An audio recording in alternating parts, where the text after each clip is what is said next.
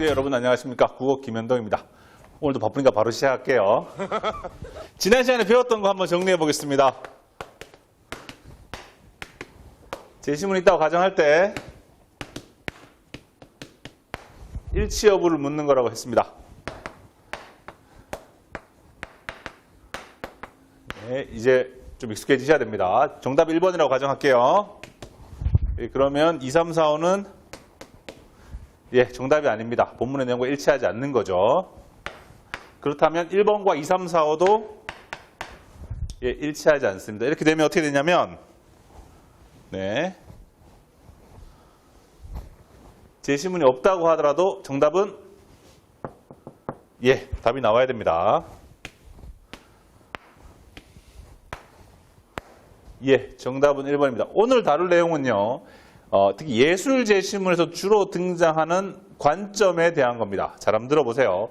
우선 시작하기 전에 선택지를 먼저 한번 보고 시작할게요. 이 선택지를 보고 무슨 생각이 드는지 스스로 한번 생각을 해보세요. 아무 생각이 안 든다면 제가 지금부터 이 선택지들을 어떻게 요리하는지 잘 한번 지켜봐 주시기 바라겠습니다. 한번 읽어드릴게요. 2014년도 수능 베토벤의 교향곡 2번 문제입니다. 두 번째 문제고요. 기억의 관점에 가장 가까운 것은? 자, 보이시나요? 제시문 있겠죠?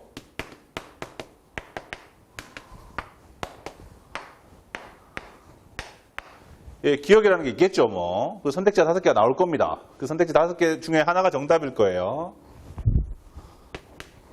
나머지 4개는 그 기억과 일치하지 않을 겁니다. 맞나요?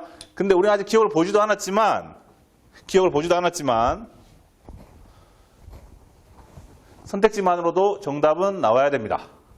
그죠? 이게 지난 시간에 한 30분 동안 계속 했던 내용이에요. 선택지 먼저 보고 갈게요. 1번, 음악은 소리를 다양하게 변형시켜 그것을 듣는 인간의 정서를 순화시킨다. 무슨 생각이 드시나요? 계속 한번 읽어보겠습니다. 음악은 인간의 구체적인 감정을 전달하는 수단이라는 점에서 그 자체가 언어이다. 3번, 가사는 가락을 통해 전달되는 메시지라는 점에서 언어는 음악의 본질적인 요소이다. 5번, 창작 당시의 시대상이 음악에 반영된다는 점에서 음악 외적 상황은 음악 이외의 중요한 단서가 된다. 제가 지금 4번 선지 빼고 1, 2, 3, 5번 선지를 읽었어요. 요 수업이 끝났을 때는 1, 2, 3, 5가 다 같은 메시지라는 걸 아셔야 됩니다. 그걸 다룰 거고요. 이런 걸 부르는 이름이 관점이라고 했습니다. 지난 시간에 첫 번째 관점, 보편성, 특수성 다뤘고요. 오늘은 가치 중립성과 가치 지향성이라는 걸 다루겠습니다. 잘 봐보세요.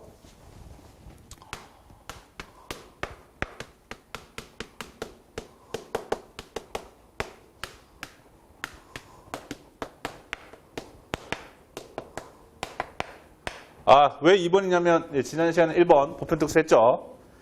가치 중립성이란 건 이런 겁니다. 어떤 대상을 대할 때 대상을 있는 그대로 바라보는 태도입니다. 대상을 있는 그대로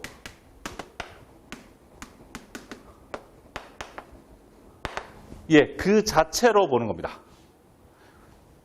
무슨 말인지 잘 이해 안 되시죠? 잘 보세요. 어떤 대상을 바라볼 때 그것이 쓸모가 있는가, 뭐 돈이 되는가, 아니면 뭐 이거 가지고 뭐 사회에 보탬이 되는가 이런 걸 따지는 게 아니고요. 대상을 있는 그대로 바라보는 거예요. 이건 뭐냐면 대상을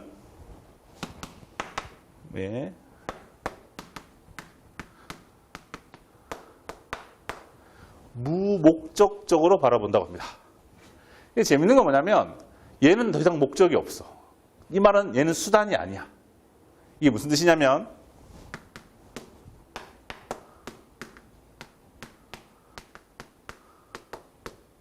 자기 목적적이라고 부릅니다.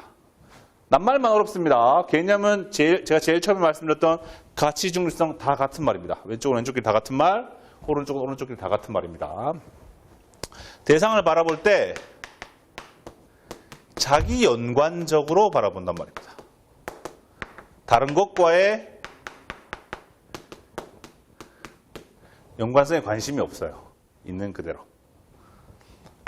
이런 걸 보고 뭐라고 부르냐면 예술의 혹은 학문의 독립성이라고 부르고요.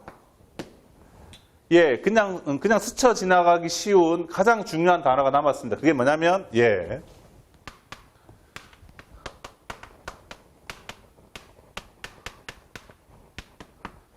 착하다는 말이 아닙니다. 순수한 태도는 대상을 있는 그대로 그 자체만으로 바라본다는 거예요. 그런데 예를 들어 볼까요?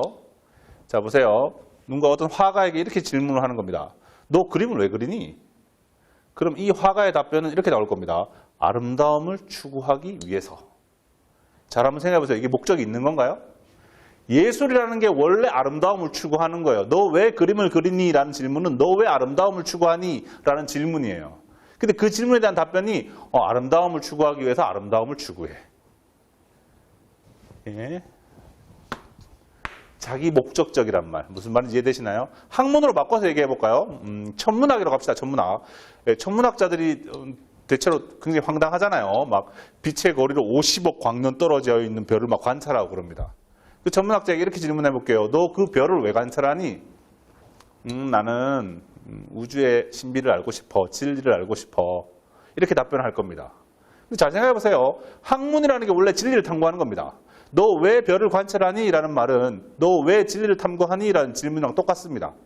너 왜 진리를 탐구하니? 진리를 탐구하기 위해서 진리를 탐구해.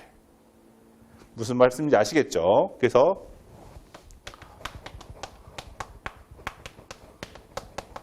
순수 예술과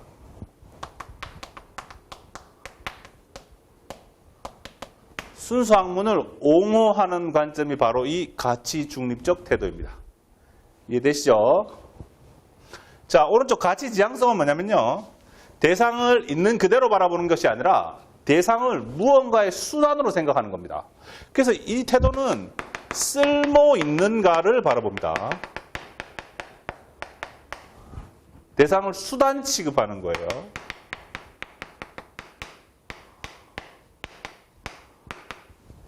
문학 작품을 바라볼 때 대상을 수단 취급하는 대표적인 견해가 있습니다. 이미 문학 시간에 배우셨을 수도 있는데요. 그걸 보고 뭐라고 하냐면 외재적 태도라고 합니다. 외재적 접근. 자, 소설이 당대 시대 상황을 잘 반영해야 되는데 이건 제대로 반영하지 못해서 나쁜 소설인 것 같아. 이렇게 말을 하는 사람의 전제에 깔려있는 내용은 뭐냐면 소설이란 당대 시대 상황을 잘 반영해야 된다는 말입니다. 무슨 말씀인지 아시겠죠? 소설 그 자체로 안 보고 소설과 그 소설이 탄생한 시대와의 관계 속에서 대상을 바라보는 태도죠. 그런 걸 보고 반영론이라고 합니다. 혹은 이건 나한테 재미가 없어. 나한테 감동을 주지 못했어. 그래서 나쁜 소설이야. 이렇게 본다면 그 밑에 깔리는 전제가 뭐냐면 소설은 읽는 독자에게 감동을 주어야 한다라는 전제가 깔려 있는 겁니다. 이런 걸 보고 뭐라고 하냐면 수용론이라고 합니다. 수용론 혹은 효용론이라고 합니다. 표현론이라는 말이 있는데요. 이거는 뭐냐면 그 작품의 작가와의 관계 속에서 파악하는 겁니다. 문학 시간에 많이 보죠. 친일파 작가들의 시라서 어떻고 저렇다. 그래서 이 시는 나쁜 시다 라고 말을 한다면 뭐냐면 시는 시인의 삶을 온전히 표현해야 된다는 전제가 깔려있는 태도예요. 시를 시 그 자체로 바라보지 않고 작가나 독자나 시대 상황과의 연관 속에서 파악을 하는 거죠. 이해되시나요? 예시를 한번 들어볼게요. 고려청자라고 합시다. 고려청자. 고려청자는 근본적으로 물병이에요. 물병. 물을 담는 도구죠. 도구적 차원에서 접근한다면 고려청자는 굉장히 안 좋은 텀블러입니다. 그거 가지고 물 마실 수 있을까요? 오른쪽 가치 지향성의 관점에서 바라보면 매우 나쁜 물병이지만 왼쪽 가치 중립적 태도, 대상을 있는 그대로 그 자체로 바라본다면 고려청자 굉장히 아름답죠. 저는 그렇게 동의하지는 않지만 어쨌든 아름답죠. 그러면 굉장히 훌륭한 예술 작품이 되는 겁니다. 됐나요?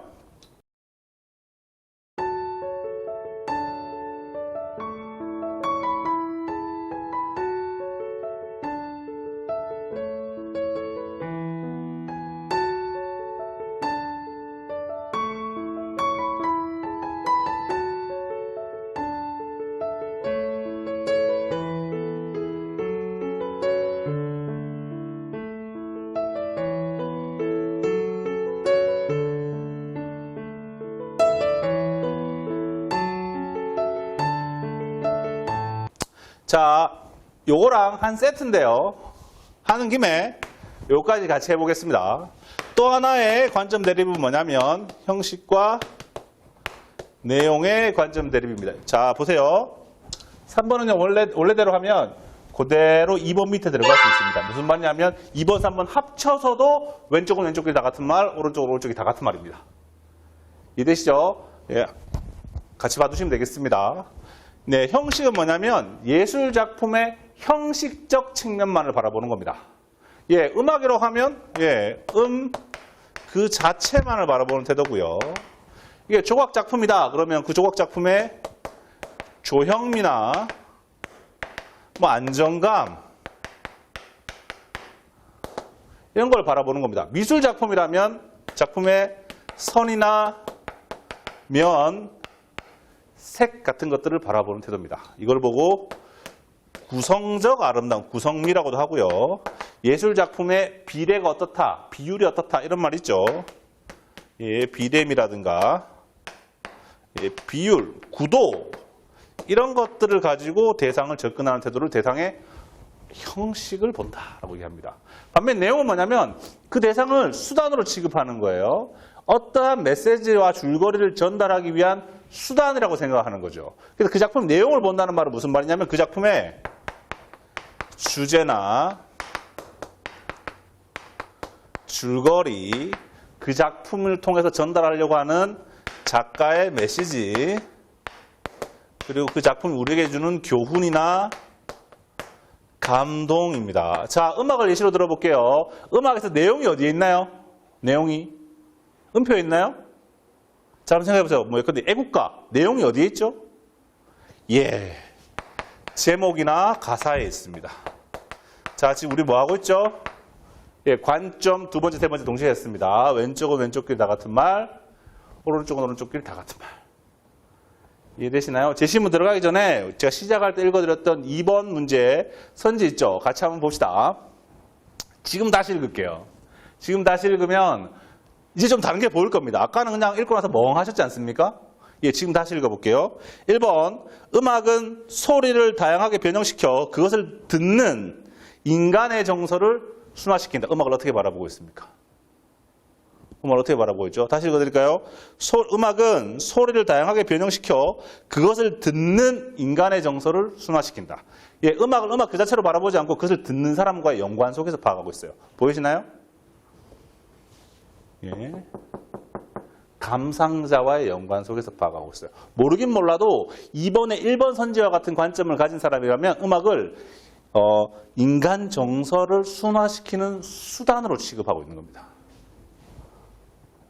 보이시나요?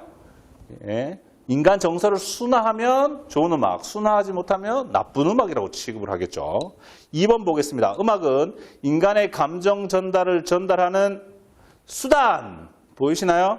이게 2번 선지가 음악을 어떻게 취급하고 있는지 보이시냐고요? 수단 취급하고 있죠. 자, 1번 선지나 2번 선지나 둘 다 같이 지향성입니다. 둘 다 오른쪽입니다. 둘 다 같은 말이에요. 따라서 2번 문제를 풀 때 찍을 때 찍더라도 1번과 2번 중에 하나를 찍으면 곤란합니다. 왜냐하면 1번과 2번은 같은 말이니까요. 만약에 1번과 2번을 찍은 학생 중에서 한번 제시문을 좀 꼼꼼하게 못 읽었다든가 아니면 실수했다든가 이런 표현을 하는 것은 곤란합니다. 그런 학생들은 1강으로 돌아가서 처음부터 다시 들어야 됩니다. 자, 계속 해볼게요. 3번 선지 벌써 끝났습니다. 3번 선지 가사 여기서 확 들어와야 됩니다. 벌써 여기 있죠. 음악을 어떻게 이해하고 있냐? 그 음악의 가사와의 연관 속에서 파악하고 있습니다. 볼까요? 가사는 가락을 통해 전달되는 메시지라는 점에서 언어는 음악의 본질적인 요소이다. 음악에서 가장 중요한 부분을 뭐라고 보고 있느냐? 그 음악의 가사라고 보고 있어요. 오른쪽입니다. 이해되시나요? 예. 5번 창작 당시의 시대상이 음악에 반영된다는 점에서 음악의 외적 상황은 창작 당시의 시대상 그리고 외적 상황 이런 걸 가지고 음악을 이해하겠다는 겁니다. 오른쪽입니다. 가치 지향적 태도예요. 자, 1, 2, 3, 5가 오른쪽입니다. 아까 처음 시작할 때 말씀드렸죠. 1, 2, 3, 5 같은 말이에요. 이 중 어느 것도 찍어서는 안 됩니다. 골라서는 안 되고요. 정답은 어디에 있을까요? 그러면 이제 저쪽에 있겠죠. 왼쪽에. 자, 정답은 4번일 텐데요. 왜냐하면 1, 2, 3, 5가 날아갔잖아요. 4번 선지가 왼쪽이라는 걸 잘 보세요. 어떻게 표현하고 있는지. 4번. 음악은 언어가 표현할 수 없는 것을 보여준다는 점에서 언어를 초월하는 예술이다. 음악은 언어로 환원되지 않는다고요. 말로 환원되지 않고 음악만의 독자적인 예술 세계를 가지고 있다고요. 예. 이 말을 이렇게 꼬아서 하고 있습니다. 이건 제시문을 단순히 잘 읽는 것과는 아무런 관련이 없어요. 정답 4번 이해하시겠나요? 물론 수능은 최소한 평가원은 숨바꼭질을 하지 않습니다. 보물을 숨겨놓고 여러분들이 보물을 찾기를 바라지 않아요. 그냥 열심히 잘 읽으면 여기에까지 도달할 수 있도록 해줍니다. 자, 이제 제시문 보러 갈 건데요. 예, 잘 보세요. 제시문 내용도 이 선택지를 독해하는 것과 큰 차이가 없습니다. 이게 모든 예술 제시문에서 일관되게 작동하는 관점이라는 거예요. 2004년도 이후부터 지금 대충 한 50세트 정도의 수능 기출 문제가 있는데요. 평가원 기출 문제가 있는데 단 하나의 예외도 없습니다. 모든 예술 제시문은 이겁니다. 아시겠죠? 자, 제시문 보러 가겠습니다. 첫 번째 단락입니다.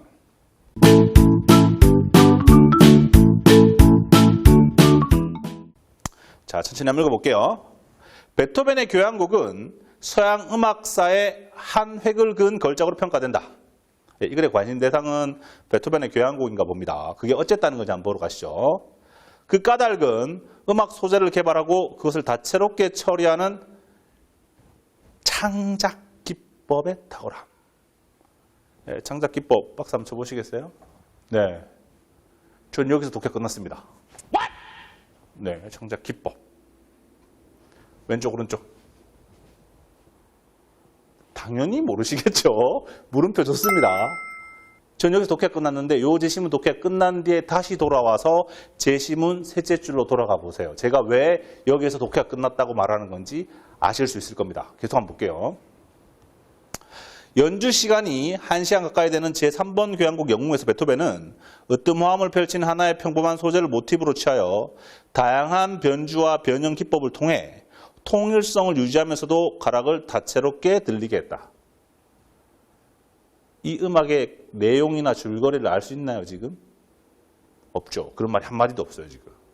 지금 첫 번째 단락에서 베토벤의 3번 교향곡 영웅에 대해서 말을 하고 있는데 내용은 한마디도 없어요. 계속 읽어볼게요. 이처럼 단순한 소재에서 착상하여 이를 다양한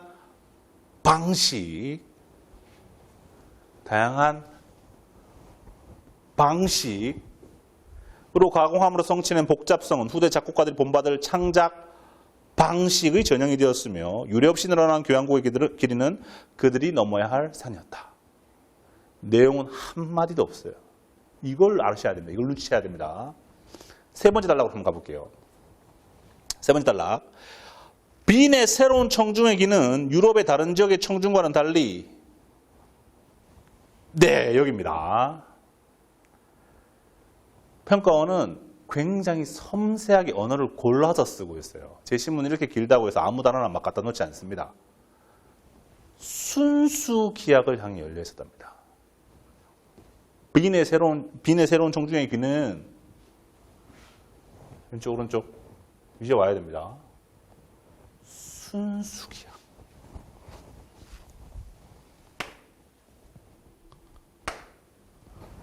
보이시나요? 기역은 왼쪽입니다. 왼쪽. 자, 보세요. 순수 기약이란 악기에서 나오는 소리 외에는 다른 어떤 것과도 연합되지 않은 음악. 네. 다른 것과 연관되는 걸 싫어한답니다. 그 자체만 가지고 음악을 구성하겠다는 거죠. 당시 청중은 언어가 순수 기약이 주는 의미를 담기에 부족하다고 생각했기 때문에 와우 제목이나 가사 빵빵 터지죠. 제목이나 가사 등의 음악 외적 단서, 음악 그 자체 말고 음악의 외부에 있는 외적 단서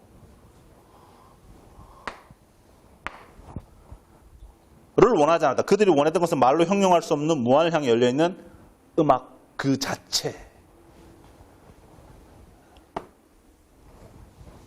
이해하시나요? 지금 세 번째 단락 전체에서 계속해서 제시문이 하는 말이 뭐냐면 왼쪽 계속 이 얘기만 하고 있어요. 알면 쉽고 모르면 이거 많이 돌아가야 돼요. 이 모든 섬세하게 선택되고 골라진 이 단어들이 다 단 하나의 메시지만을 바라보고 달려가고 있는 중이에요. 전부 다. 다 왼쪽, 왼쪽, 왼쪽입니다. 조금만 더 봐볼까요? 4번 단락. 또한 당시 음악 비평가들은 음악을 알매 방식으로 이야기를 원했다. 자, 연습해 봅시다. 자.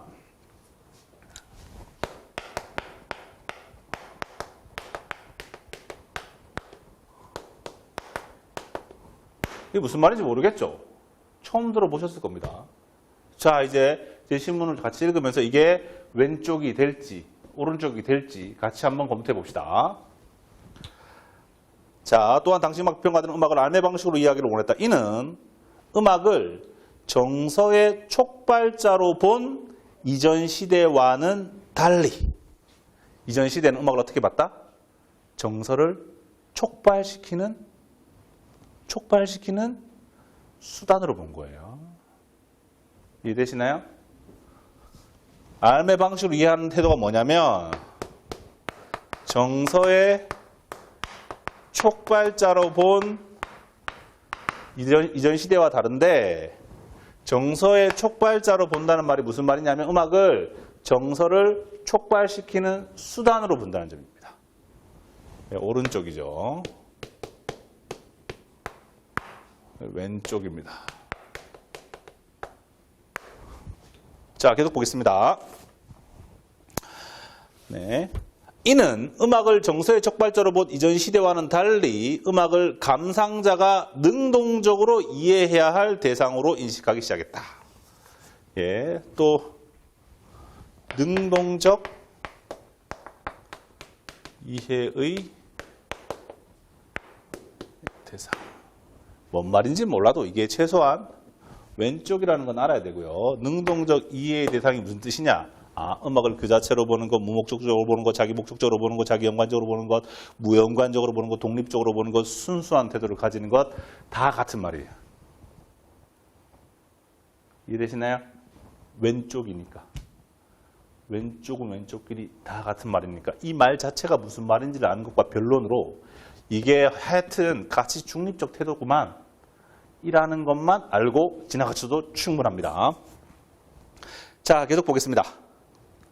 네, 슐레겔은 모든 순수기악이 철학적이라고 보았으며 호프만은 베토벤의 교향곡이 음악의 독립적 가치를 극대화한 음악이자 독일 민족의 보편적 가치를 실현해주는 순수기악의 정수다. 예, 저도 처음 들어보는 사람들인데요. 슐레겔이라는 사람하고 호프만이라는 사람이 왼쪽 가치 중립적 태도를 옹호했다 정도로 충분합니다. 3번 문제 불러가 볼게요. 3번 문제 보기 보겠습니다. 자, 요거 정리하고 나서 선택지 볼게요. 보기. 로시니는 베토벤과 동시대인으로 당대 최고의 인기를 누리던 오페라 작곡가였다. 알았어. 당시 순수 뭐나요? 순수. 당시 순수기악이 우세했던 빈과는 달리 이탈리아와 프랑스에서는, 자 볼까요? 네, 순수기악이 우세했던 빈에서는 이탈리아와 프랑스와는 달리 오페라가 유행했답니다. 달리 오페라가 여전히 음악의 중심에 있었다. 당대의 소설가이자 음악 비평가인 스탕달은 로시니가 빈의 현학적인 음악가들과는 달리 유려한 가락에 능하다는 이유를 들어 그를 최고의 작곡가로 평가했다. 뭐라고요? 예, 스탕달이라는 사람이 있는데요. 얘는 로시니를 얘랑 달라서 최고라고 평가했다는 겁니다. 됐나요? 정보가 많죠? 하지만 이 많은 정보의 더미에서 우리가 해야 할 일은 분명합니다.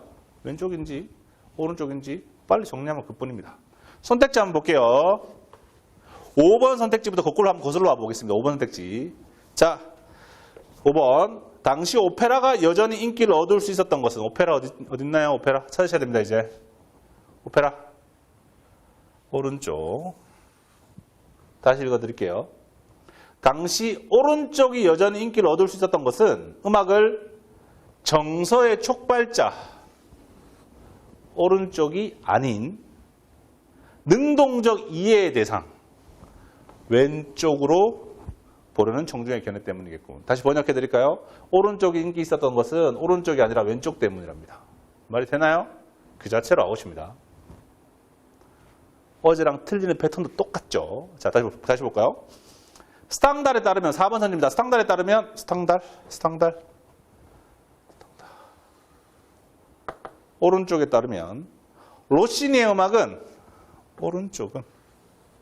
오른쪽에 따르면 오른쪽은 베토벤이 세운 창작 방식의 전형을 따름으로써 빈의 현학적인 음악가. 예, 베토벤 이쪽이죠. 오른쪽에 따르면 왼쪽을 따름으로써. 예, 틀렸죠, 이것도. 이 자체로 아웃입니다. 3번 선지. 음악을 알매 방식으로 보는 관점. 예, 왼쪽으로 보는 관점. 가치 중립적으로 보는 관점. 을 가진 사람들에게 오페라는 오른쪽은 교향곡보다 왼쪽보다 우월한 장르로 평가받겠군. 다시 번역해 드리겠습니다. 왼쪽의 관점을 가진 사람들에게는 오른쪽이 왼쪽보다 우월하다. 틀렸죠? 2번 호프만은 당시 이탈리아와 프랑스에서 유행하던 음악이 호프만은 왼쪽은 이탈리아와 프랑스에서 유행하던 음악이 오른쪽에서 유행하던 음악이 새로운 전통을 창조했다고 보았겠군. 네, 2, 3, 4가 다 틀렸는데요. 여기서 재밌는 거는 뭐냐면 틀리는 패턴이 똑같습니다. 이 정도면 대단한 논리적 추론이 필요한 게 아니라 거의 1000개 올려 100개 올려 수준의 논리력입니다. 왼쪽이 오른쪽을 좋아했겠군. 말이 됩니까? 왼쪽이 왼쪽을 싫어했겠군. 이 말이 되나요? 오른쪽은 왼쪽을 따랐겠군. 다 그런 선지예요. 다. 정답 선지 한번 볼까요? 1번. 슐레겔은 왼쪽은 로시니를 오른쪽을 순수 기악의 정수를 보여준 베토벤 왼쪽만큼 높이 평가하진 않았겠군. 번역해 드릴게요. 오른쪽을 왼쪽만큼 높이 평가하지 않았답니다. 맞죠? 이해되시나요, 이게? 네. 이해되시나요? 예. 예술제시문에서 굉장히 반복적으로 나오는 겁니다. 자, 어제와 마찬가지로 이렇게 푸는 문제가 무수히 많이 깔려있는데 가장 대표적인 것 여기 나가고 있죠. 네. 네, 저희 교재에도 있습니다. 이것들 꼭 한번 확인해 보시기 바라겠습니다. 네, 오늘 수업 여기까지 하도록 하겠습니다. 안녕.